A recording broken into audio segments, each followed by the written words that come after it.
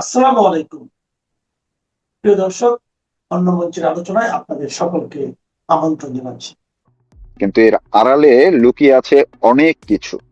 প্রশ্নটি আপনারা শিরোনামে হয়তো দেখতে পাচ্ছেন যে কি মন্ত্র দিলেন শেখ হাসিনা, যেই মানুষটি, যেই একজন নেতা, তিনি ফাঁসির দণ্ড মাথায় নিয়ে বেঁচে আছেন, তিনি সেই ফাঁসির দণ্ডকে তোয়াক্কা না করে বীর দর্পে তিনি ঘোষণা করলেন দেশে ফিরবেন যাই হোক। আর তার এই ঘোষণায় যেন বিশ্ব মিডিয়া, যারা একজন ফাঁসির আসামির দিক থেকে মুখ ঘুরিয়ে নেয়ার কথা, উল্টো বিশ্বের সবাই, তাবৎ দুনিয়ার বড় বড় সব মিডিয়া, এমনকি মিডিয়ার বাইরের আন্তর্জাতিক মহল, যারা মাত্র কয়েক মাস আগেও শেখ হাসিনার দিক থেকে মুখ ঘুরিয়ে নিয়েছিল, বাংলাদেশ আওয়ামী লীগের থেকে মুখ ঘুরিয়ে নিয়েছিল, দেশের মানুষ মুখ ঘুরিয়ে নিয়েছিল, শেখ হাসিনার এমনকি মন্ত্র, যেই মন্ত্র দেওয়ার পরে সবাই এখন তার দিকে মুখ ঘুরিয়ে এনেছেন, মুখ তাকিয়ে আছেন। কোন ভরসা নিয়ে শুনবো? আমার সঙ্গে যুক্ত আছেন যুক্তরাষ্ট্রের প্রকৌশলী বিশ্লেষক ডক্টর আঞ্জুমান ইসলাম। আমি আপনাকে শুভেচ্ছা জানাচ্ছি, ধন্যবাদ জানাচ্ছি আমাকে সময় দেওয়ার জন্য। আশা করি শুনছেন আমাকে। জি, ধন্যবাদ। আসসালামু আলাইকুম দর্শকদের। জি, আমি আপনার কাছ থেকে, আপনি বক্তব্য, শেখ হাসিনার যে সংবাদ সম্মেলনে, সেটি যেমন শুনেছেন, দেখেছেন, এর আগে যেহেতু আপনি প্রতিদিন ফলো করেন, আপনার কি মনে হয়, আপনি কোত্থেকে শুরু করবেন? যে এমন কি ম্যাজিক, যদি বলি, অথবা মন্ত্রই বলি, যে কি মন্ত্র দিলেন শেখ হাসিনা? দারুণ বলেছেন, কি মন্ত্র দিলেন শেখ হাসিনা, মন্ত্রের মতোই। আমি বলবো যে হয়তো প্রেক্ষাপটটা ভিন্ন, কিন্তু ৭ই মার্চের বঙ্গবন্ধু শেখ মুজিবুর রহমান রেসকোর্স ময়দানে যেরকম একটি ভাষণ দিয়েছিলেন, তার সেটার প্রেক্ষিত ভিন্ন ছিল, কিন্তু শেখ হাসিনার এই যে বক্তব্যটা, প্রথমে যে উনি বক্তব্যটা দিলেন এবং তারপরে উনি যেভাবে করে প্রেসকে মিট করলেন, এবং এটা আন্তর্জাতিক প্রেস, ভারতের যারা বিভিন্ন দেশের যারা আন্তর্জাতিক মিডিয়ার যে করেসপন্ডেন্স, তাদের একটা সম্মেলন ছিল। তো সেটা আমি বলবো যে তার ওজন অনেক বেশি ছিল এবং কাইন্ড অফ মন্ত্রের মতোই। কারণ যেভাবে করে গোটা বিশ্বের মিডিয়া এই নিউজটাকে পিক করেছে, নিউজ ভ্যালু এটার এত হাই ছিল যে কিভাবে একজন দেশ ছাড়া রাষ্ট্র সরকার প্রধান, যার মাথায় ফাঁসির দণ্ড ঝুলছে, তিনি কোন বলে বলিয়ান হয়ে তার জনগণের কাছে ফিরতে চান, কতখানি আস্থা থাকলে জনগণের প্রতি একজন রাজনীতিবিদ এটা করতে পারেন, সেটা এখনো মানে সেইটার গুরুত্বটা আন্তর্জাতিক মিডিয়া যে বুঝতে পারছে। এটা ৯২টা সংবাদ মাধ্যমে এটা প্রচারিত হয়েছে, প্রায় ৫.৫ কোটি মানুষ এটা লাইভ দেখেছে। এখন এটা তো ইংলিশে ছিল, পুরো অনুষ্ঠানটাই ইংলিশে। সো অনেক বাংলাদেশের মানুষই হয়তো বুঝতে পারেননি লাইভে জয়েন করে দেখে, কিন্তু যেটা বলতে চাচ্ছি আর কি, যে উনি যে বক্তব্যটা দিয়েছেন। বাংলাদেশের মিডিয়াও তো আসলে ব্ল্যাক আউট ছিল সরকারের নির্দেশনায়, ফলে তাৎক্ষণিক বাংলাদেশের মিডিয়ার মাধ্যমে না দেখলেও অন্য মাধ্যমে সবাই ধারাবাহিকভাবে দেখেছেন এবং এখনো দেখছে, তাই তো? সেটাই, এখনো দেখছেন, কিন্তু ওই সময়টার কথা বলছি, ৪.৫ কোটি মানুষ ওটাকে লাইভ দেখেছে সারা বিশ্বে।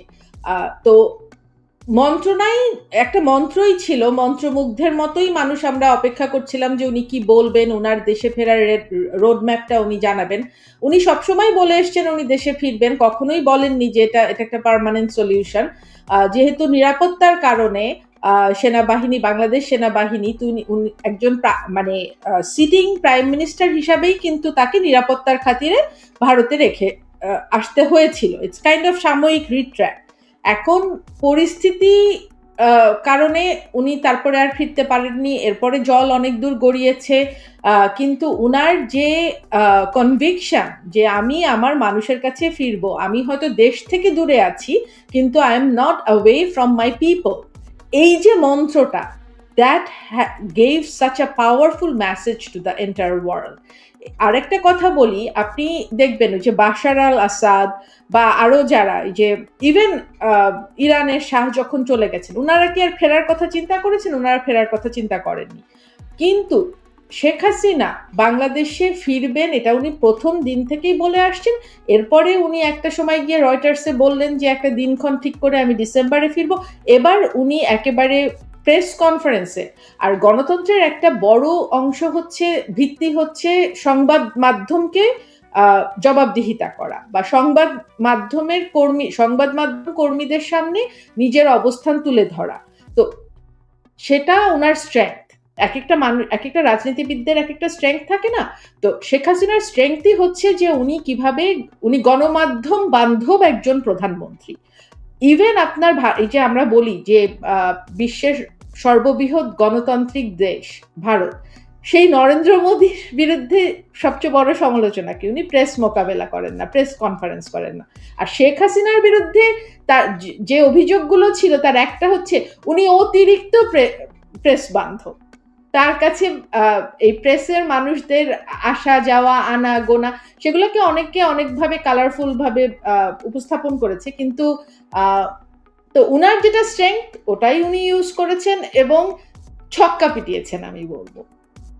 দারুণ ভাবে উনি উপস্থাপন করেছেন ওনার পজিশন। এবং আরেকটা কথা একটু বলে নেই, যেহেতু বলছি, এই এরকম ভাবে উনি সাকসিংক্ট ভাবে একেবারে মানে টু দা পয়েন্টে বলেছেন যে কি কারণে 5ই আগস্ট ঘটলো, মানে যে প্রোগ্রেশনটা, যে তারা একটা অযৌক্তিক দাবির নিয়ে মাঠে নেমেছিল, যেটা ছিলই না, কোটা আগেই বাতিল হয়ে গেছে, সেটাকে তারা মাঠে নিয়ে তারা একটা সেন্সেশন তৈরি করলো, মানুষকে ভুল বুঝালো, ওটার সাথে তারা এই রাজাকারদের মিশিয়ে টিশিয়ে একটা স্লোগান দিয়ে পুরোটাকে একটা মানে মুক্তিযোদ্ধাদের এগেইনস্টের একটা আন্দোলনে পরিণত করলো, এবং শেষ পর্যন্ত গিয়ে পুরো আরসান লুটতরাজ থেকে শুরু করে জানমালের মানে ভাঙচুর, কি এস্টাবলিশমেন্ট গুলোতে আগুন দেওয়া, মেট্রো রেল থেকে শুরু করে পুলিশ হত্যা করা, পুলিশ ফাঁড়িতে আগুন দেওয়া,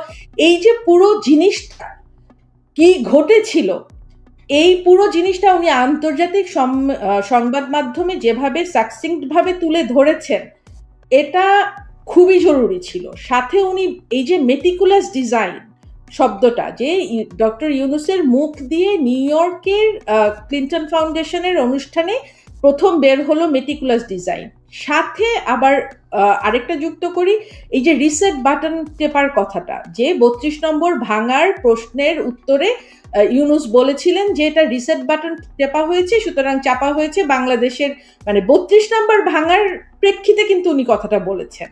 সুতরাং এই পুরো প্রেক্ষিতটাকে যে উনি একটা মানে শর্ট একটা প্যারাগ্রাফের ভিতরে দিয়ে বিশ্ববাসীর কাছে তুলে ধরেছেন, এটা খুব জরুরি দরকার ছিল।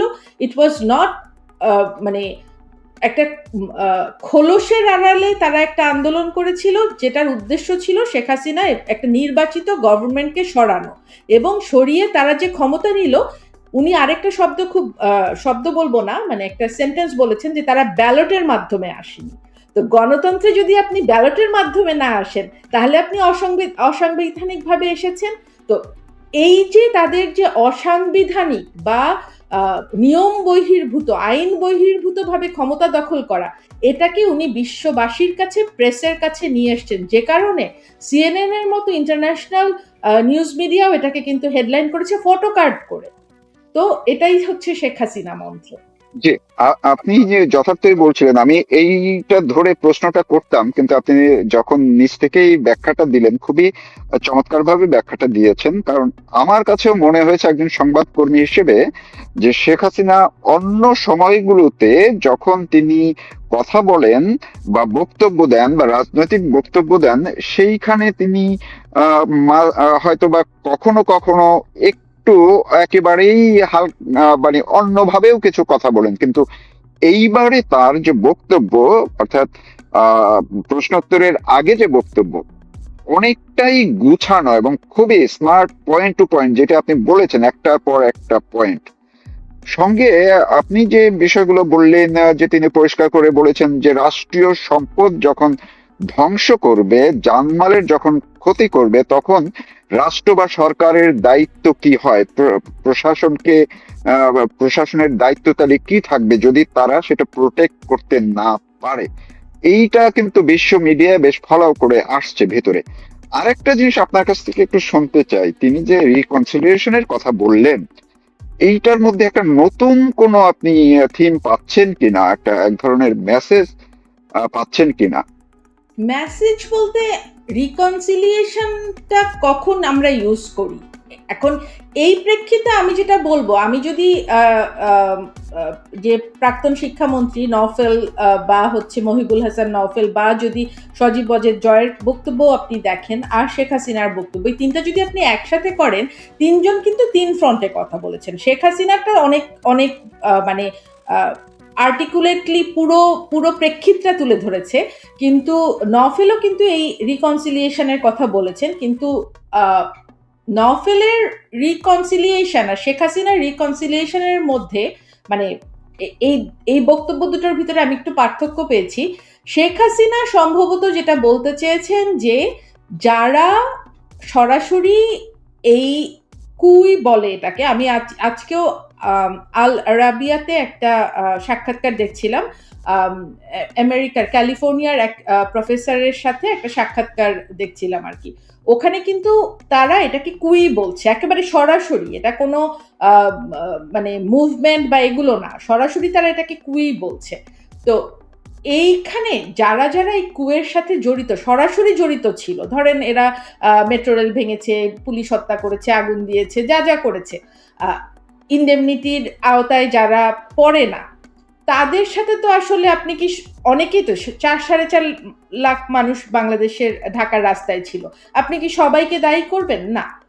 তো এখানেই রিকনসিলিয়েশনটা আসে আর কি, যে হ্যাঁ যারা প্রতারণার শিকার হয়ে যুক্ত হয়েছে বা হচ্ছে না বুঝে গেছে বা অনেকে হয়তো মানে জাস্ট তোড়ে মানে স্রোতের তোড়ে চলে গেছে, এদেরকে কিছু করা হবে না হয়তো।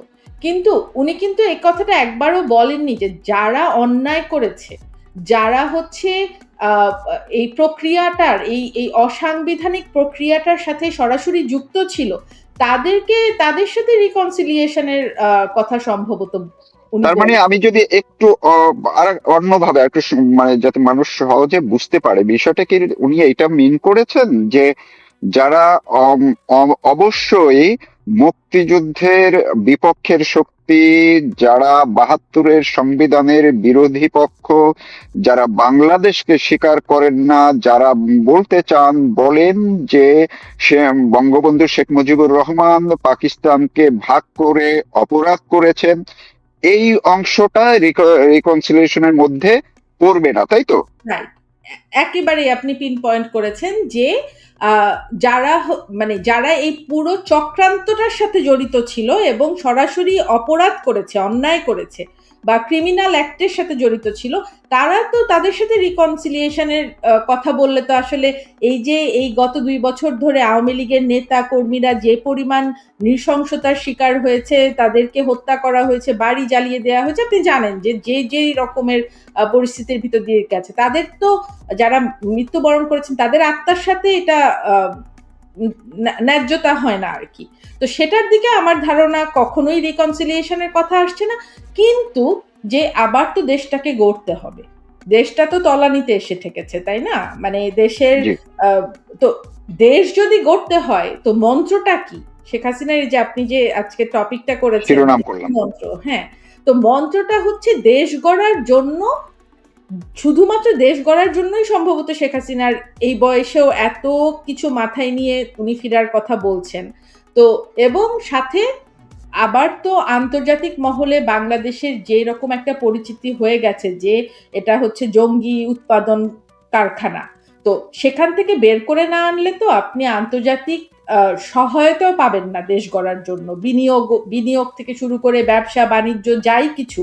তো সবকিছু মিলিয়ে আমাদেরকে তো একটা কমন গ্রাউন্ডে আসতে হবে, সেই কমন গ্রাউন্ডটার কথাই সম্ভবত উনি বলেছেন আর কি। আপনি মাঝখানে সজীব ওয়াজেদ জয়ের কথা বললেন, তিনি কিন্তু সাংবাদিকদের প্রশ্নের উত্তরে এমনকি তিনি আগে যখন নিজে বক্তব্য দিলেন তখনও কিন্তু আরেকটি জিনিস খুবই গুরুত্বপূর্ণ বলেছেন, যে ভারতের দৃষ্টি আকর্ষণ করে যে পাকিস্তানের ইস্যুতে, পাকিস্তান অর্থাৎ ভারতের অন্যদিকে যে তারা বাংলাদেশকে যে পাকিস্তান বানানোর যে প্রক্রিয়া চলছে, সেই জায়গায় তিনি ভারতের দৃষ্টি আকর্ষণ করছেন। তো এই ক্ষেত্রে অনেকেই বলার চেষ্টা করছেন সামাজিক যোগাযোগ মাধ্যমে, দুদিন ধরে আমি দেখছি যে তার মানে কি বাংলাদেশে এখন যে সিচুয়েশনটি আছে, বা এই যে বিএনপি সরকার যে প্রতিবাদ জানালো, সেই ক্ষেত্রে এই পাকিস্তান পন্থীদের একটা তৎপরতা আর প্রভাব এই সরকারের উপরে দেখা গেল কিনা, ভারতকে তারা যেই ভাষায় প্রতিবাদ জানালো। ইউ নেইলড ইট। এই যে যে বিবৃতিটা তারা প্রকাশ করলো 9 বার না 11 বার এডিট করে, যে সমস্ত মানে অডিপ্লোম্যাটিক মানে অকূটনৈতিক ভাষা তারা ব্যবহার করেছে, as if like fist fight, যে মানে যুদ্ধংদেহী একটা মনোভাবের দিকে যাওয়ার জন্য। তো এটা তো কারা ইনস্টিগেট করছে? এই মানে শেখ হাসিনা বা আওয়ামী লীগ যদি বাংলাদেশে যাতে যদি না ফেরে তাতে লাভটা কার? কে চায়? ইউএসএ কি চায় যে শেখ হাসিনা না ফিরুক? এখন এটা আমার ধারণা চায় না, কারণ ইউএসএর একটাই উদ্দেশ্য যে তারা এখানে ব্যবসা করবে, তারা একটা বাণিজ্য চুক্তি করতে চেয়েছে, ইউনুস সেটাকে করে দিয়ে গেছে। তো সেই চুক্তিটার তারা মানে কিভাবে চুক্তিটা বাস্তবায়ন হবে, বা মানে তাদের আশাটা কি, তারা কি চায়? টাকা চায়।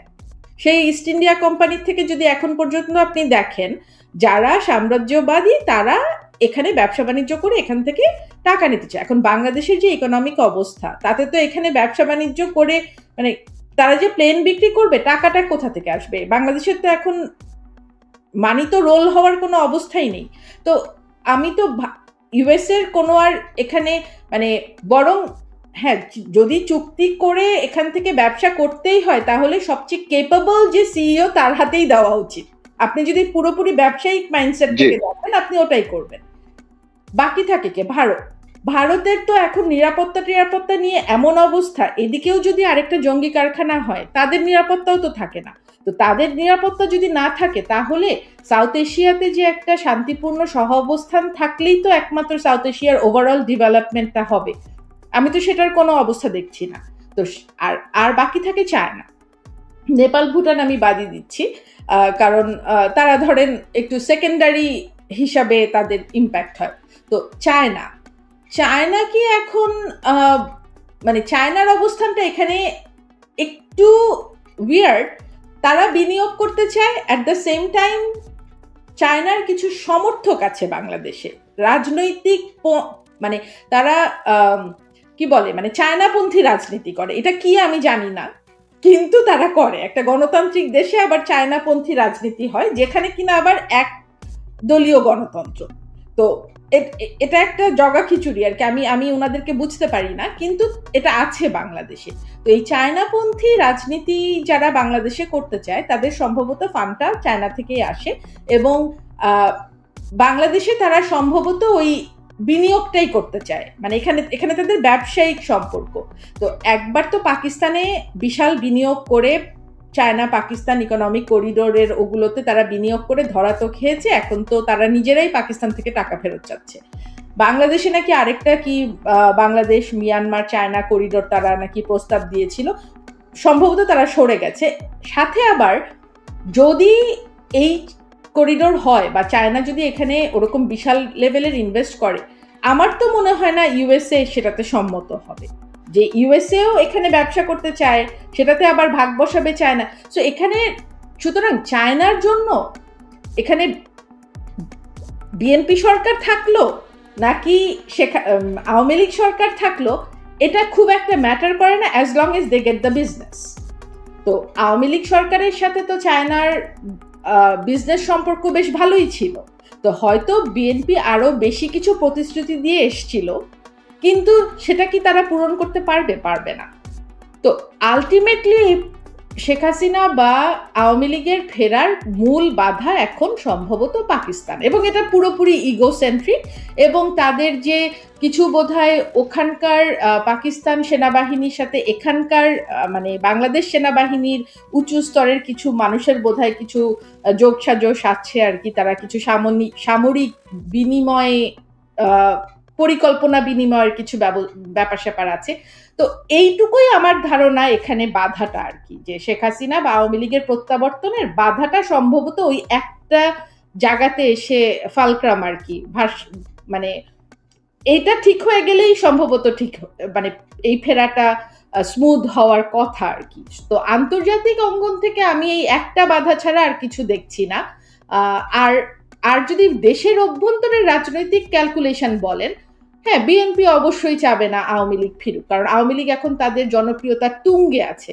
70 সালের ইলেকশনের পরে সম্ভবত এত জনপ্রিয়তা আওয়ামী লীগের আর কখনো ছিল না। তো সেখানে আওয়ামী লীগকে রাজনীতি করতে দেওয়া মানে তো আসলে রাজনৈতিকভাবে বিএনপির নিজের পায়ে নিজের কুড়াল মারা, তাই না? যে কারণ আপনি ব্যালটের মাধ্যমে আসতে চাইলে তো আপনার জনপ্রিয়তাটাকেই মূল ফ্যাক্টর হিসাবে গণ্য করতে হবে।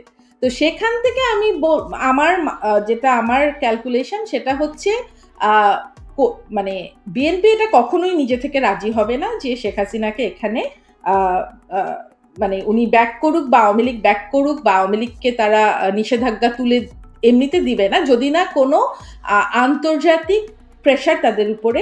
আমি আপনার সাথে এসতে আরেকবারও এই কথাই বলেছিলাম যে এই ক্যালকুলেশনের সাম্যতা না আসলে আমি এটা দেখছি না। তো আমার ধারণা ওই যে শেখ হাসিনার যে মন্ত্রটা, আমার ধারণা উনি ওই মন্ত্রটা তৈরি করে ফেলেছেন, ক্যালকুলেশনের মানে ভারসাম্যটায় উনি চলে এসছেন আমার ধারণা আর কি।